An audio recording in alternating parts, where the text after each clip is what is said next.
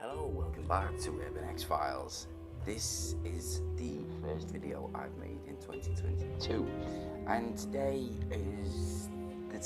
video is still on the spooky side, but it's more of a murder mystery that's solved. It dates back quite a few years ago, and it is it's a normal street where people walk past every single day, and this specific street has such a dark and sinister past, which you folks from Liverpool might not know. Now, the street is in the Everton area of Liverpool near Scotland Road, and you just walk by every day and not realise. But if we go back in time, say 200 years, to the year of 1883, there were 3 dead bodies that had to be exhumed from the ground on this specific street. And it's all part of a very devious and dark story. So, the street goes by the name of Skirving Street, and now in 2022 this is a quiet residential street which is lined with terraced houses and a grassy verge on the other, so it's quite a nice, relaxing place to live, that Scotland Road. For those who know, that Scotland Road's a very busy road and has been renowned for having some issues. But going back to the 1800s, there were old Victorian houses that once lined this street, and these are no longer here as they were demolished many moons ago to make way for flats or apartments, and also the terrace properties that are on this specific street today. Now, this is something that you obviously could write a story about it because that's what's happened, but it's something that you wouldn't have thought that would happen going back 200 years ago. So, back in the 1880s, there were 2 sisters. One was called Catherine and the other one was called Margaret, and their surnames was Flanagan. And they had like a boarding lodge on Skirving Street where they would put up like lodger families for a safe, warm place to stay. And these sisters were originally from Ireland, and to their family and friends they were known as Catty and Maggie. And as it comes to the final months of 1880, the boarding house that was occupied by the 2 sisters. There was also Catherine's son John and 2 lodger families. So Thomas Higgins was a brick carrier, and he lived in with his 8-year-old daughter. Her name was Mary, and they rented a room in his house, as did a gentleman called Patrick Jennings and his 16-year-old daughter Margaret. Now, over the next few years, a devious plot was hatched which would unfold these sisters being involved in some very dark goings on. They unfolded because the Skirving Street murder house, and only Patrick Jennings was the only one who escaped with his life. Now, going back to the sisters, Margaret Higgins was 41, and her older sister, Catherine Flanagan, was 55. Now, Catty's son, John, had died suddenly and unexpectedly. He was only 22 years old, and up until his untimely death, he'd been in pretty good health. However, the nature of life in the 1800s, Liverpool's poorest at the time, meant that A death of such a young age would not really raise any real suspicions, and on top of that, they didn't have the technology we do today, where we're able to perform multiple tests to find out how someone had passed away. And it said that it was like really rough to live. So what they'd done back then is that the poor would put into a club. Now it said no matter how poor you was, these clubs were called burial clubs, which is like a funeral plan, into like funeral plans that they have today.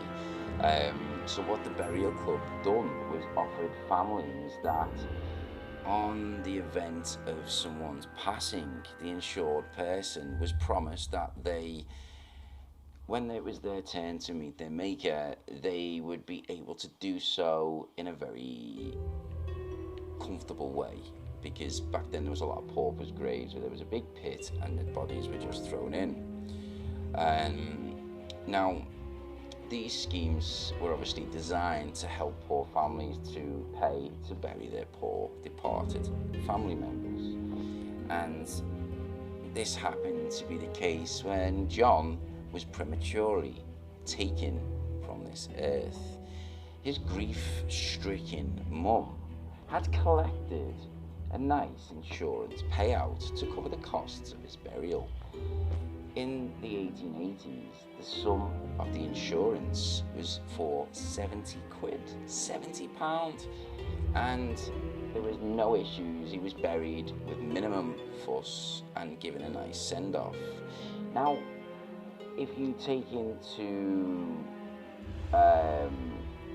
today's terms, that payout would be worth the equivalent of £6,000.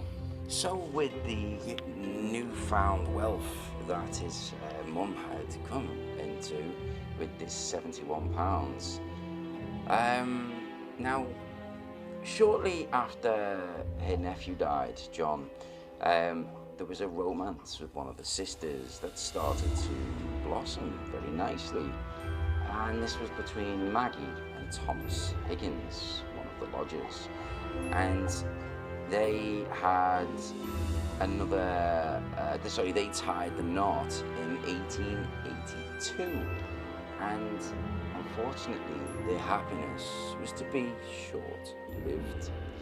Within months of their wedding and celebrations and nice things, Thomas's daughter, Mary, had died following a very brief illness, with what seemed to neighbours like an incident where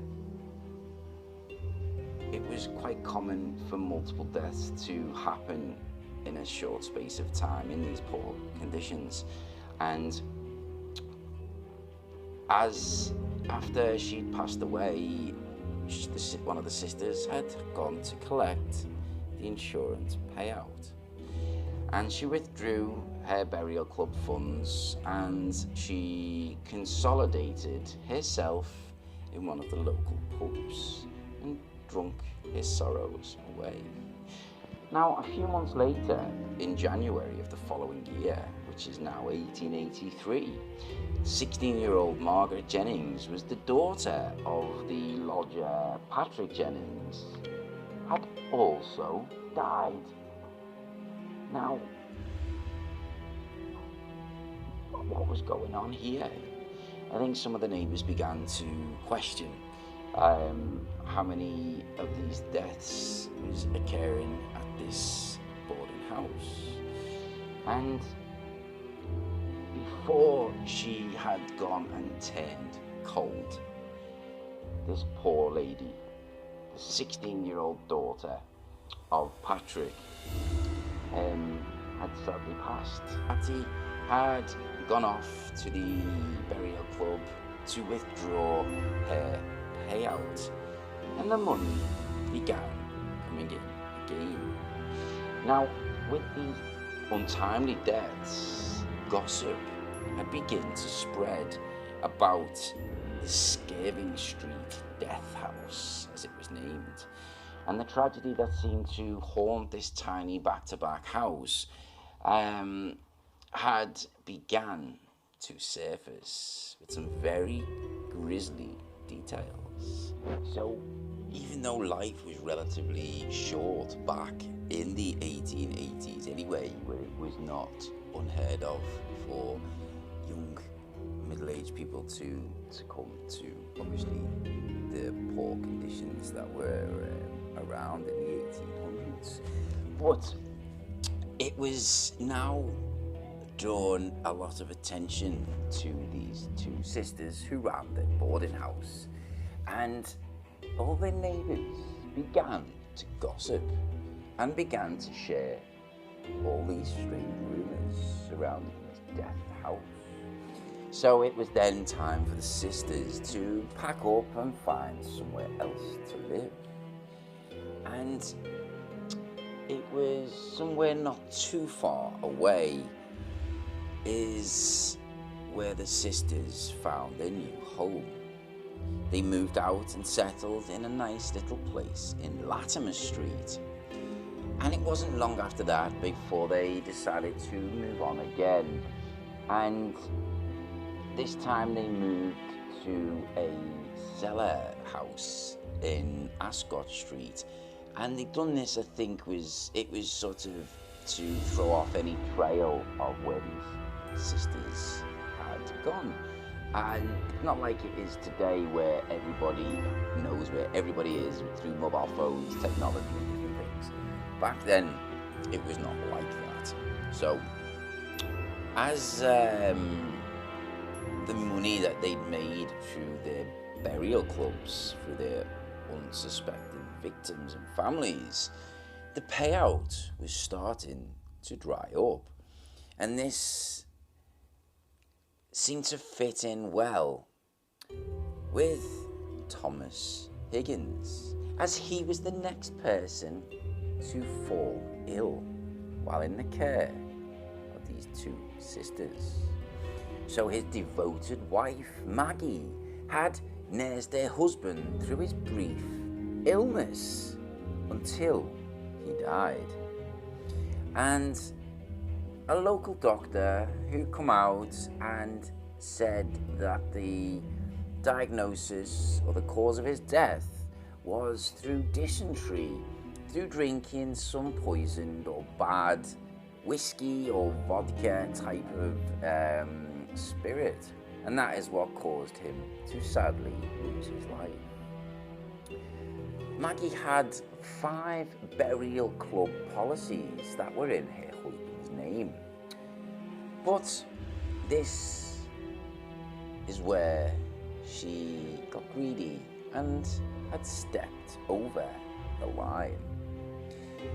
Thomas Higgins' brother Patrick could not understand how his previously healthy brother was able to become so poorly so fast, where he lost his life. So this caused Patrick to begin asking questions. And when he found out how many life insurance policies had been taken out in his name, he raised the alarm. While Thomas's wake was now in full flow in Ascot Street, the hearse had pulled up outside as it was about to go off for his last goodbye, when the coroner's office pulled up, and they turned up and said that they need to have a post-mortem for the cause of death of her new husband. So, realizing that they had been caught, the murderous duo had been rumbled. Catty bolted out of the house and went into obscurity.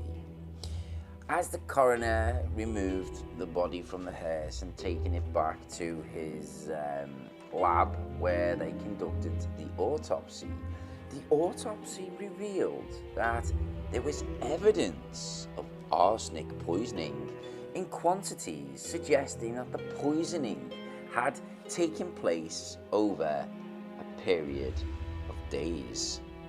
And when the police had gone to the cellar in Ascot Street where the sisters had called home, they found a bottle that contained a mysterious white liquid substance, and this was located in the pocket of a jacket that was worn by Maggie. Traces of arsenic were found to be everywhere, with his sister Margaret, who was now arrested. Catty had been the source of a manhunt or a woman hunt, and she moved around from boarding house to boarding house in an attempt to evade the police. But she was found only a short time later, and she was taken into custody into Wavertree Police Station. And on October the 16th of 1883, Catherine and Margaret were charged with the murder of Thomas Higgins. The bodies of the other victims were then exhumed for examination, and the outcome was that they had all been poisoned, even her own child, both children. So with this as evidence, Margaret Higgins and Catherine Flanagan were found guilty and sentenced to hang. As their fate was announced, 55-year-old Catty was unmoved, and her younger sister had begun to collapse at the dock.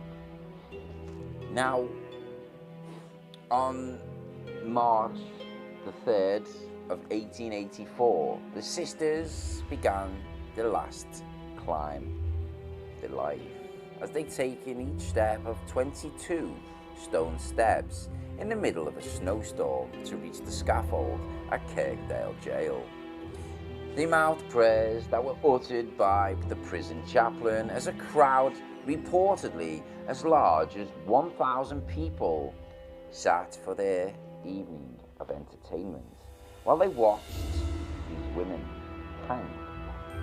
After devising and carrying out their murderous plot, the sisters were finally fated to face the consequences together. The executioner, Mr. Binns, and his assistant had been commissioned to carry out their hanging, bringing an end to the lives of the Black Widows of Liverpool. Their reputation was such that they had even been featured as a pair of wax effigies inside the Chamber of Horrors at Madame Tussauds.